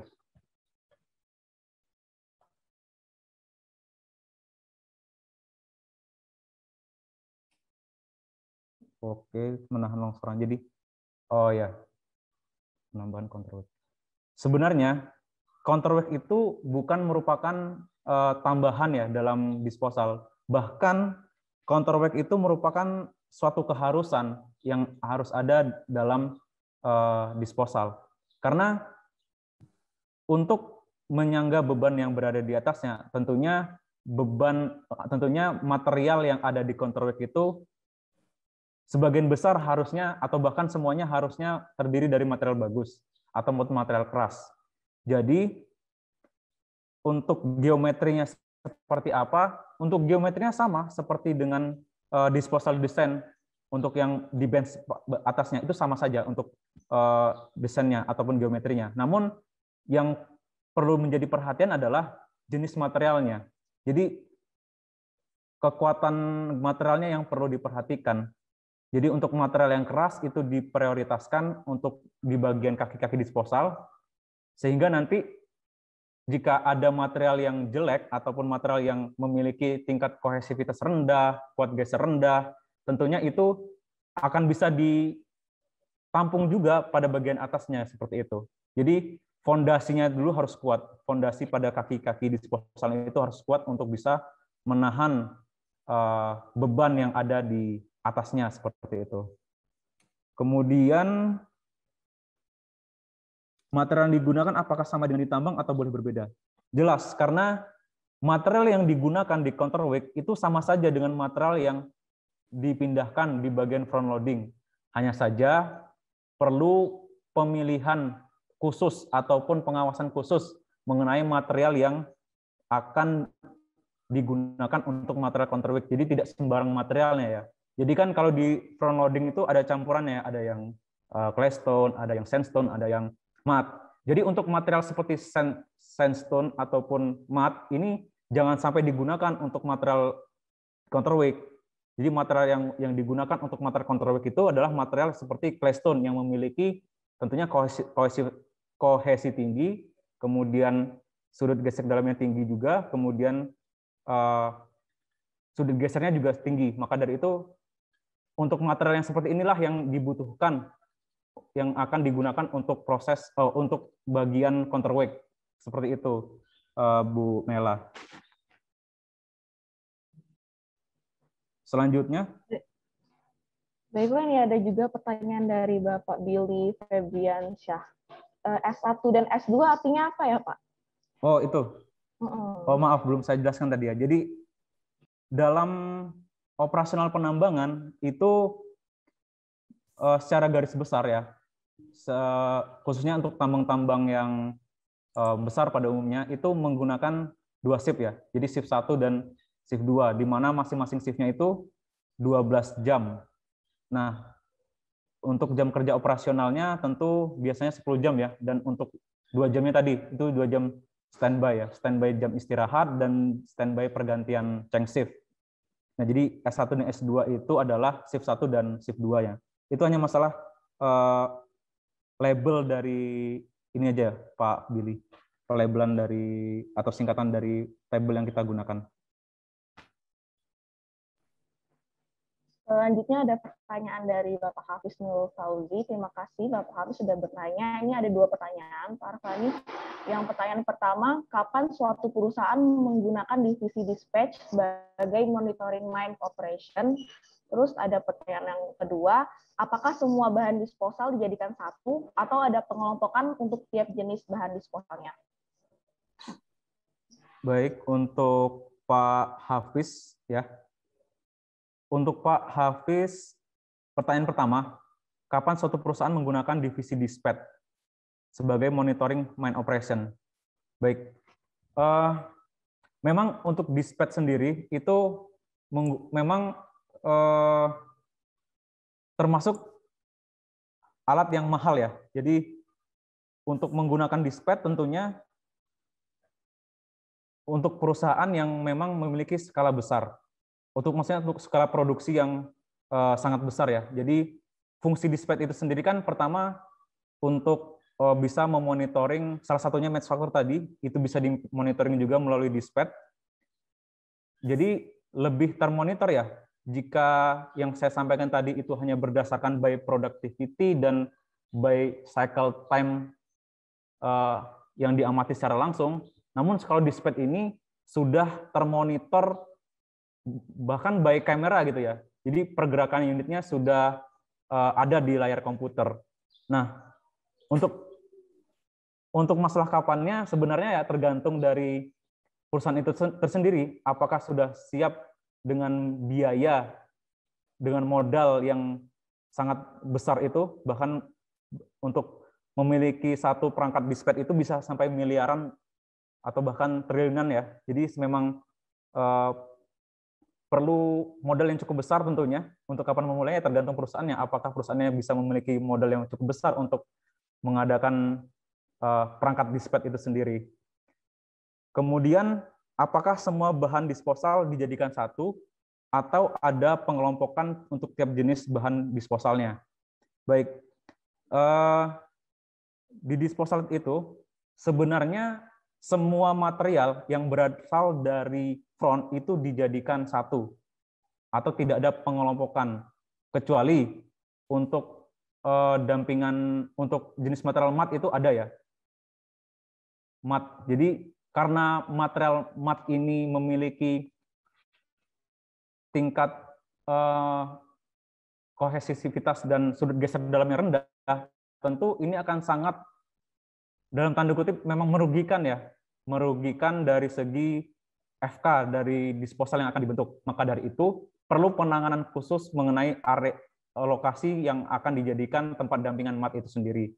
Nah, tetapi untuk material lain seperti clay, pasir, ataupun material semi yang merah-merah itu, yang campuran subsoil atau apapun itu bisa disatukan asalkan ada material pengcovernya, material pengcover yang memiliki tingkat kohesivitas tinggi, sudut geser dalam tinggi, ataupun kuat geser tinggi. Nah, itu bisa digunakan untuk melapisi permukaan area disposal yang nantinya akan digunakan sebagai area manuver HD. Jadi untuk mencegah HD tersebut amblas-amblas di area bibir dampingan, seperti itu. Selanjutnya dari Pak Halim ya. Dalam hal upaya pencapaian target produksi, apabila suatu disposal terbatas, tetapi material menumpuk, bagaimana cara mengatasi apabila tempat pembuangan OB terbatas? Baik, sebelumnya saya ucapkan terima kasih terlebih dahulu kepada Pak Halim yang sudah bertanya. Jadi, case-nya adalah bagaimana mensiasati agar area disposal tersebut selalu memiliki ini ya, tempat peralihan ya.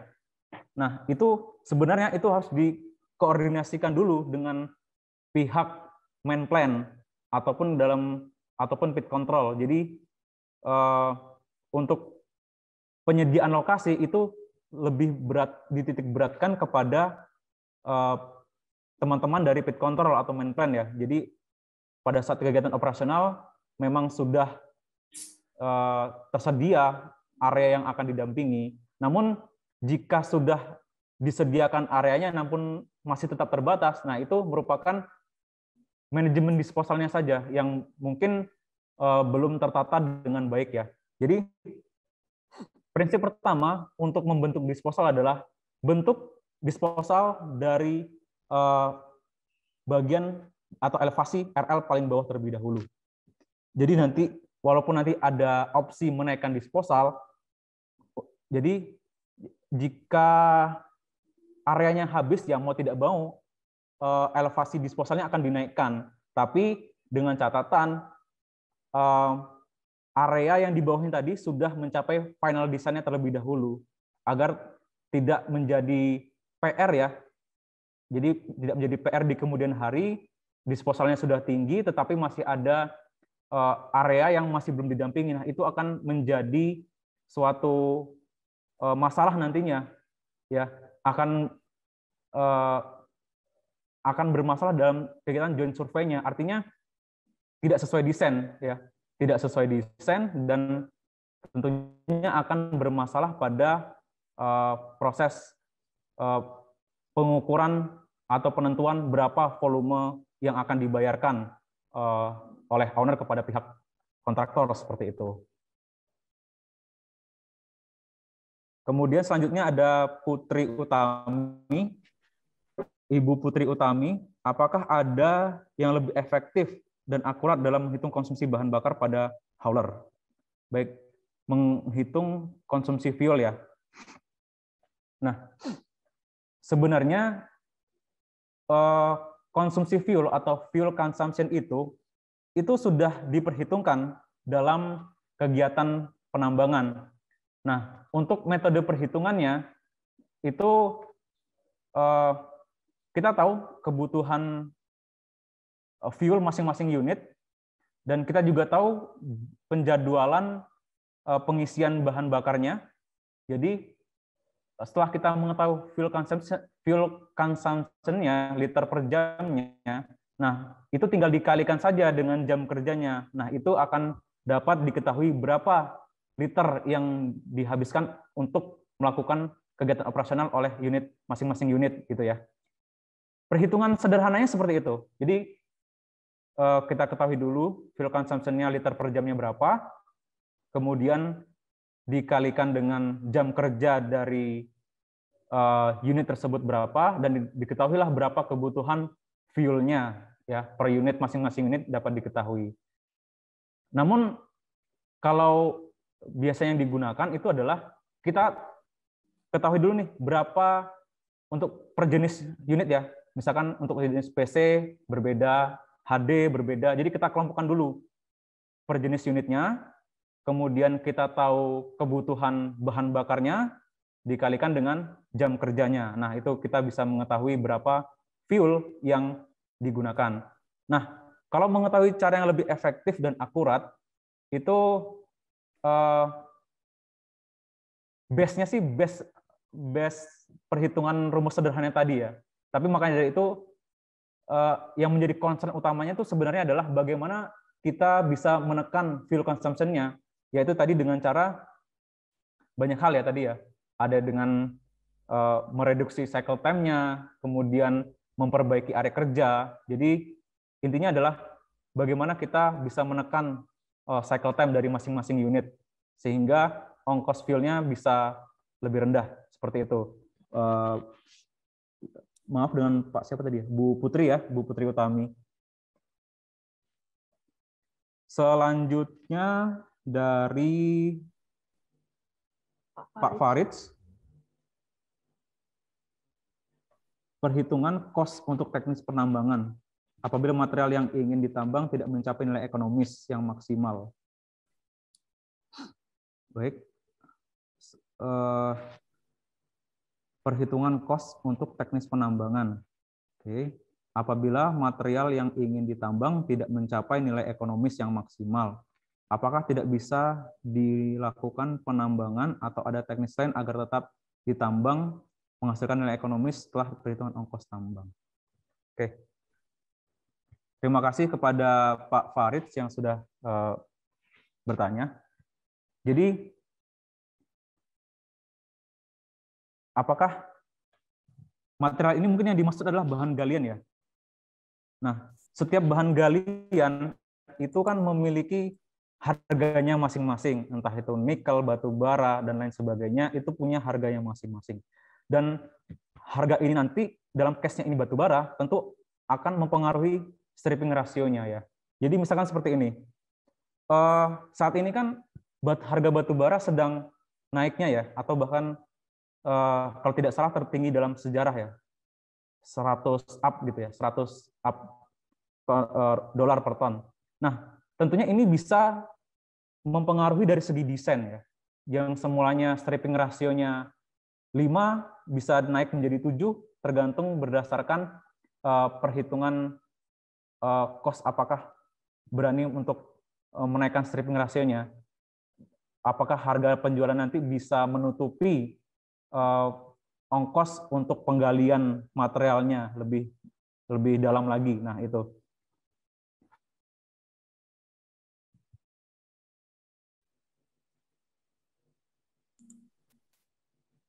Selanjutnya dari Bapak Muhammad. Selanjutnya dari Pak Triguna ya.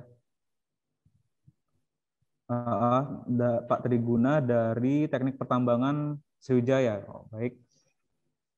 Izin bertanya, di sini ingin mengenai unjuk kerja peralatan. Untuk menentukan nilai unjuk kerja tersebut saat melakukan perencanaan, nanti apa sudah kita tentukan terlebih dahulu, baru kita implementasikan. Oh, begitu. Baik. Jadi, seperti ini. Untuk mengetahui nilai unjuk kerja dari alat tersebut, tentunya kita akan plankan terlebih dahulu ya. Kita akan plankan terlebih dahulu. Baru nanti akan menyesuaikan dengan aktual yang terdapat di lapangan. Melakukan perencanaan, baik, saya beri contoh ya. Saya beri contoh. Ini mungkin bukan tentang pure tentang alat, tapi saya hubungkan juga dengan produksinya ya. Jadi misalkan seperti ini. Setiap minggu ataupun bulan itu kita punya target produksi masing-masing ya. Kalau bulanan namanya berarti target produksi monthly, atau di breakdown-kan lagi bisa menjadi weekly, dan di breakdown-kan lagi menjadi hourly. Nah, kita ambil case-nya 1 minggu deh, yang lebih yang mungkin lebih sedikit ya, agar bisa diamati. Karena kalau 1 hari itu akan sulit untuk menjadi bahan compare-nya. Jadi kita anggap aja 1 minggu. Jadi misalnya seperti ini, dalam 1 minggu. Dalam 1 minggu, tentunya tadi ada breakdown time ya. Breakdown time itu salah satunya adalah schedule breakdown. Jadi memang adanya waktu breakdown yang memang sudah bukan waktu breakdown, adanya waktu maintenance yang sudah dischedulekan. Jadi adanya waktu maintenance yang dischedulekan tersebut otomatis akan mempengaruhi jam kerja alat. Tentunya akan semakin berkurang. Nah, akibat penurunan jam kerja tadi, produksi yang dihasilkan, plan produksi yang akan dihasilkan itu justru juga akan tidak maksimal. Nah, begitu ya. Jadi ada di hari-hari tertentu yang kita bisa plan produksinya full, dan ada waktu-waktu tertentu plan produksinya tidak tercapai karena adanya waktu breakdown time tadi. Nah, dari beberapa unit loader yang sudah di list tadi, itu akan didapat berapa nilai produksi yang bisa dihasilkan dengan sudah mempertimbangkan breakdown time-nya tadi. Nah, jadi yang seharusnya tadi yang seharusnya kalau tidak mempertimbangkan waktu maintenance-nya tadi bisa menghasilkan 12.000 BCM misalkan per hari. Nah, jika di rata-rata ternyata yang sudah mempertimbangkan waktu breakdown time menjadi 9.000 misalkan. Nah, itu tentu akan menghasilkan plan yang berbeda pula terhadap kebutuhan unit di lapangannya. Seperti itu, Pak Farid tadi ya. Baik, selanjutnya dari Risa Febrianti. Izin bertanya, tadi satu sempat dibahas mengenai distance yang harus dihitung dengan akurat. Kenapa distance perlu dimonitoring? Dan bagaimana jika distance aktual tersebut over terhadap plan-nya? Ini sekaligus 2 pertanyaan terakhir ya, Mbak Arin ya? Atau bagaimana, Mbak Arin? Ya, ini 2 pertanyaan terakhir dari Risa Febrianti. Oh, begitu ya. Baik, untuk Bu Risa, saya akan jawab dulu yang pertama ya. Jadi, untuk distance, kenapa perlu dimonitoring? Itu jelas. Karena begini, harga overburden yang dipindahkan atau yang di loading itu berdasarkan kontrak antara owner dan kontraktor, itu punya harga jualnya masing-masing ya. Jadi bukan berarti OB itu tidak dihargai, bukan berarti seperti itu. Jadi dalam proses pemindahan material, justru revenue-nya kontraktor itu dari volume OB yang dipindahkan. Maka dari itu, volume OB itu punya harga yang telah disepakati antara kontraktor dengan pihak owner. Berapa harganya? Itu kembali lagi terhadap kontrak. Saya ambil contoh deh, umumnya. Umumnya itu $3 per BCM untuk 3 km misalkan ya. Jadi OB tersebut akan dihargai sebesar $3 per BCM dalam target jarak atau plan jarak yang dalam kontrak itu 3 kilo, seperti itu. Jadi nanti berapa harga yang dibayarkan oleh owner kepada kontraktor, tinggal dikalikan saja. Berapa misalkan satu hari misalkan 100.000 BCM. Tinggal dikali $3 dikali 100.000 BCM, berarti $300.000 ya, $300.000. Namun distance ini berpengaruh. Bagaimana nanti jika distance-nya over gitu kan ya? Artinya misalkan rata-rata distance-nya tadi yang sudah melalui pembobotan ternyata didapat ini seperti ini 3,146. Artinya ada over 146 meter ya. Bagaimana perhitungannya? Jadi untuk yang over seperti ini nanti kita ada penambahan harga juga. Jadi sebenarnya antara owner dan kontraktor sama-sama menginginkan distance yang seminimal mungkin.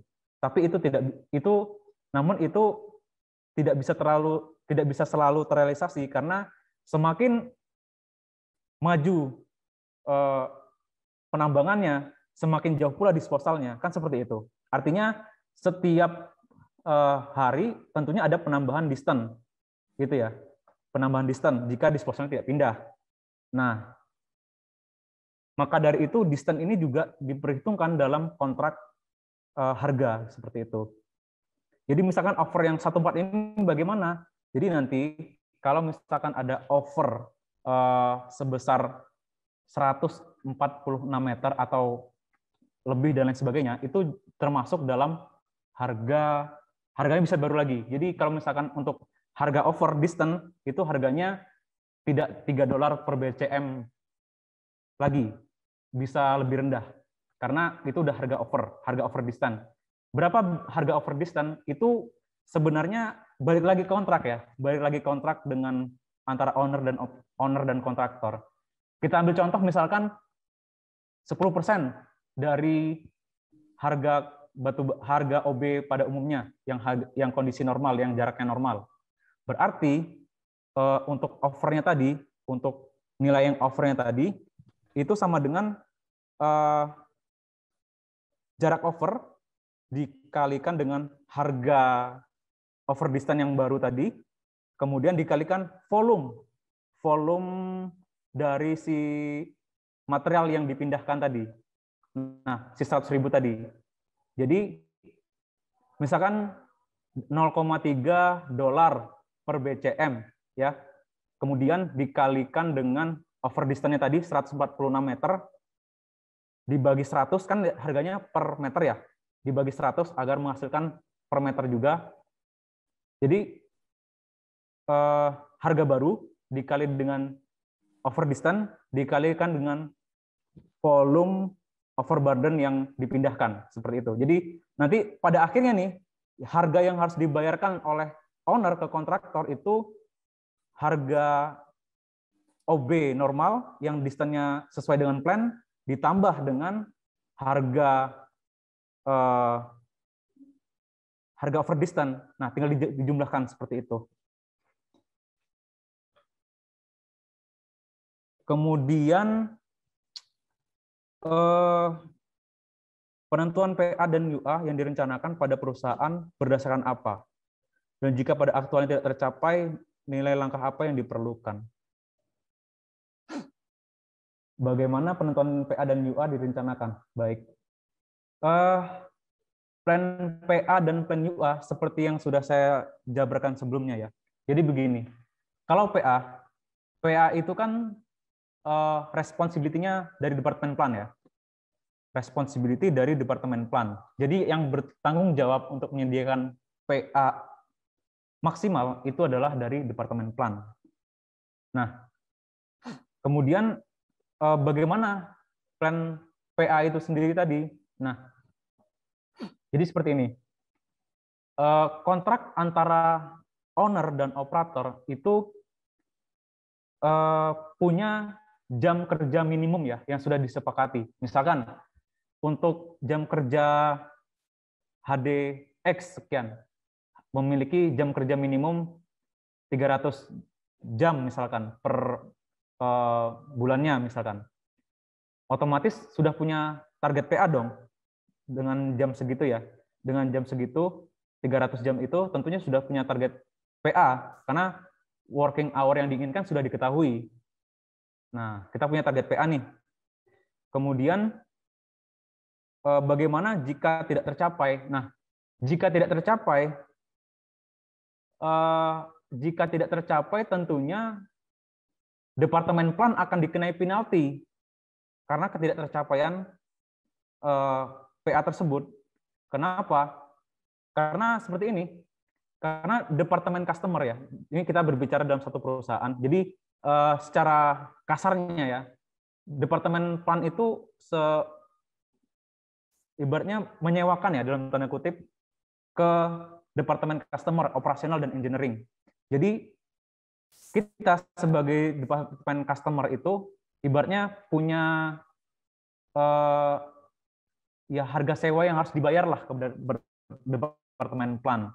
Jadi jika nanti PA-nya tidak tercapai, maka Departemen Plan akan dikenai penalti. Berapa besar penaltinya? Itu balik lagi di kebijakan perusahaannya seperti apa. Secara garis besar ya, secara garis besar penalti untuk PA itu, jadi plan PA itu dikurangi PA aktual dibagi dengan plan PA-nya, kemudian dikalikan dengan jam kerja minimumnya, kemudian dikalikan dengan owning cost-nya. Nah, dapatlah sekian dolar penalti yang akan dibayar, yang akan dikenakan kepada Departemen Plan. Bukan berarti Plan membayar ke Departemen Customer, tidak. Tapi nanti pada saat invoice-nya, Departemen Plan itu yang sudah punya invoice jika plan PA tercapai, tinggal dikurangi dengan penaltinya. Jadi Departemen Customer akan membayarkan tidak full. Jadi bayarannya dikurangi dengan penalti yang akan diterima oleh Departemen Plan seperti itu. Selanjutnya bagaimana dengan UA? Nah, kalau UA itu kan tingkat seberapa optimum unit tersebut digunakan kan. Jadi yang menjadi responsibility UA itu adalah Departemen Customer, baik itu operasional pada umumnya ya, pada khususnya operasional. Jadi yang bertanggung jawab terhadap UI itu operasional dan engineering. Jadi bagaimana merencanakan plan UI itu tadi kita berpatokan ke jam kerja minimumnya. Jika sudah diketahui jam kerja minimum, kita tentu akan bisa menghitung standby-nya kan. Jam standby itu berapa? Karena jam standby ini sudah baku seperti itu. Karena sudah ditentukan change shift sekian jam, ya kan. Kemudian ada misalkan nanti ada safety talk sekian menit, ada dan lain sebagainya. Jadi nanti akan ditentukan UI aktualnya berapa sudah bisa ditentukan. Pertanyaannya jika UI tidak sesuai, ya dilihat lagi di bagian mana yang paling menghabiskan waktu paling banyak. Jadi seperti di Excel tadi ya, itu kan ada problem produksi. Nah, dilihat lagi di mana problem produksi yang tidak sesuai dengan batasan. Nah, disitulah yang harus dipangkas agar menciptakan UI sesuai dengan yang direncanakan seperti itu.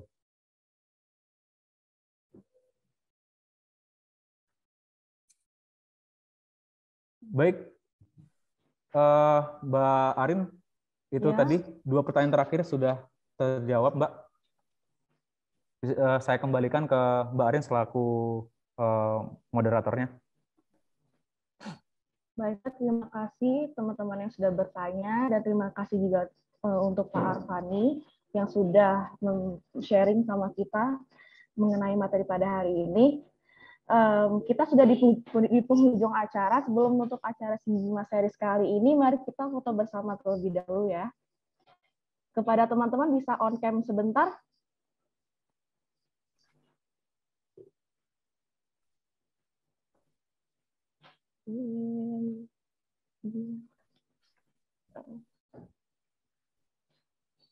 Ini kira-kira ada sekitar 2-3 slide. Saya akan hitung mundur selama 3 kali ya. Baiklah, saya mulai.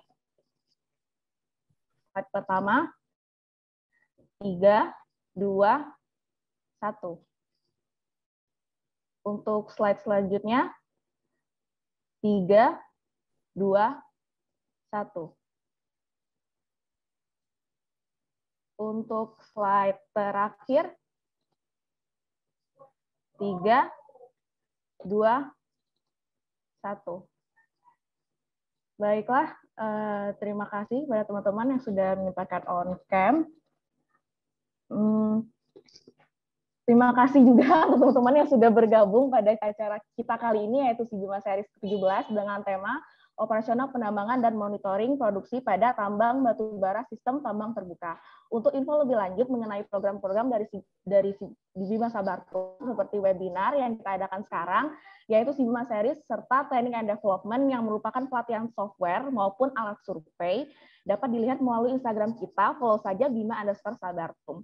LinkedIn kita Bima Sabartum Group, serta subscribe YouTube kita Sibima Channel. Karena di YouTube kita tersedia tayangan ulang Sibima Series kali ini dan Sibima Series sebelumnya.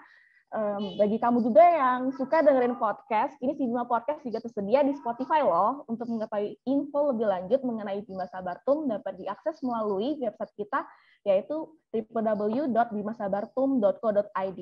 Dan untuk materi pada hari ini akan di-share juga melalui website kita juga di bimasabartum.co.id.